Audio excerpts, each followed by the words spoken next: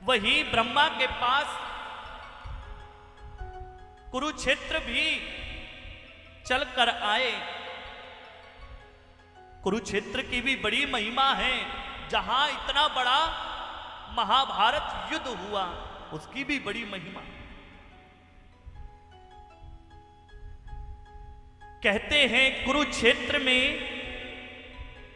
जाने अनजाने यदि किसी की मृत्यु भी हो जाती है, उसको भी शीघ्र भगवान की प्राप्ति मुक्ति हो जाती है।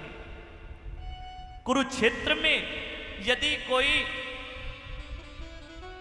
दुर्गति को प्राप्त होता है या कभी जिस व्यक्ति ने पाप ही पाप किए हो और वो कुरुक्षेत्र में मर जाए तो उसकी भी मुक्ति निश्चित ही हो जाती है। इतनी बड़ी महिमा बताई कुरुक्षेत्र की। महाभारत का युद्ध कौन से स्थान पे हुआ था? कहां? कुरुक्षेत्र। प्रेम से कहे जय श्री श्याम। कुरुक्षेत्र की उस भूमि पर हुआ। एक बहुत बड़े कुरु राजा हुए।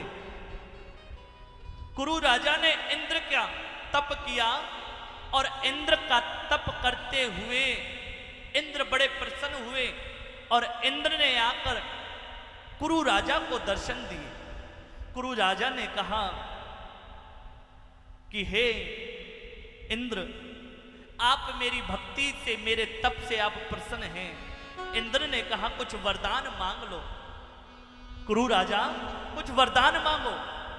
तो कहा प्रभु आप देना ही चाहते हो तो इतना मुझे प्रदान करें, जो मेरा ये राज्य है, मेरा जो ये भूमि है, ये मेरे नाम से जानी जाए और इस स्थान पर जो भी मृत्यु को प्राप्त होगा उसकी मुक्ति निश्चित हो जाए, उसकी मुक्ति अवश्य हो जाए।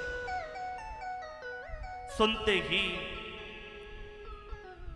स्वयं इंद्र बड़े प्रसन्न हुए। इंद्र ने कहा कुरु राजा, मैं तेरी इस कामना को पूर्ण करता हूं।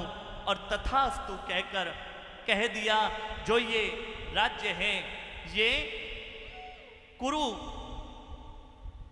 कुरुक्षेत्र की भूमि से जाना जाएगा और कुरुक्षेत्र की भूमि से जाने जाएगा और यहां पर जो मरेगा उसकी मुक्ति निश्चित ही अवश्य हो जाएगी। यह वरदान देकर स्वयं इंद्र चले गए और यहां इस पवित्र स्थान पर यदि कोई पापी से पापी व्यक्ति भी जिसने कभी जीवन में कोई पुण्य ना किया हो, जिसने पाप ही पाप क्यों ना किए हो, और यदि वो कुरुक्षेत्र की भूमि पर आ जाए तो उसकी भी मुक्ति अवश्य हो ही जाती है।